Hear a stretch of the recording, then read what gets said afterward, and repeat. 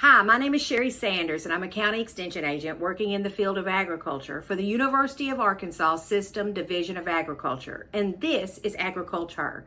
Agriculture is a program where we celebrate women working in the field of agriculture in the state of Arkansas. This month's guest is Taylor Wiseman. Taylor is the Executive Director of the Arkansas FFA Foundation, and this is Taylor's story. So in October 2023, we're still living in DC, is when we had our first son, Jackson, and it was phenomenal to, just welcome someone into our family. We believe children are a blessing from the Lord, and so it really has been a blessing over the almost 2 years that we've had him.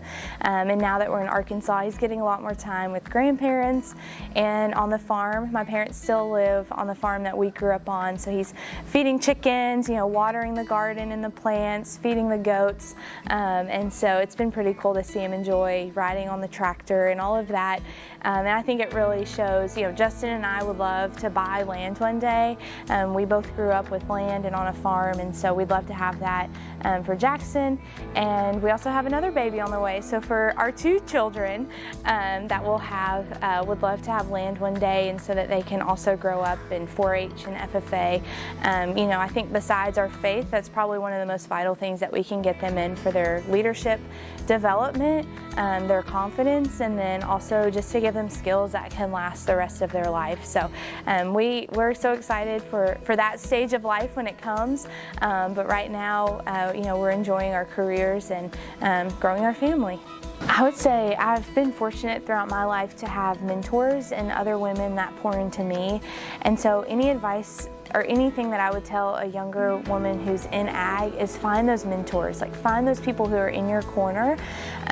You can find them by people that just naturally check in on you or that you see. So maybe that's your agriculture teacher, your 4-H agent, maybe a neighbor or someone in your community that just has an interest in you that you can go to for advice. And then also if you see a woman doing something and you're like, that looks really awesome, how do I get to do that? I think that's a compliment you can give them of, I really admire you. Can you just visit with me and tell me how you got to your spot, and then see if a relationship forms from that. I think back, my extension agent was Lee Helms. I met her when I was 10 years old, and even to this day she's still checking in on me, and just figuring out how she can help me and support me. When I was in high school, I went to a Farm Bureau conference and saw Michelle Kitchens giving an update on the Farm Bill and ag policy, and I went up and I said, I'd love to meet you. You seem like you have such a cool job. Can you tell me more? And so she has been such a cheerleader of mine over these many years. And then when I got to DC too, that saying of it's really who you know, and it's also who knows you. And so just building those relationships with people, and making them maybe less relationships but really deep instead of just kind of a one-time meeting, because then there's so many decisions you have to make.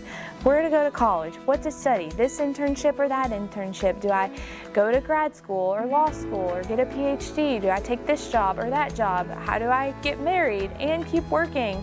What do I do? How do I change my last name? Just all these questions that just continue to come up through the course of your life. I would say the best advice that I've gotten are from other women who've been there before. So if you are a woman in agriculture, find other women in ag and just ask them if they can just help you.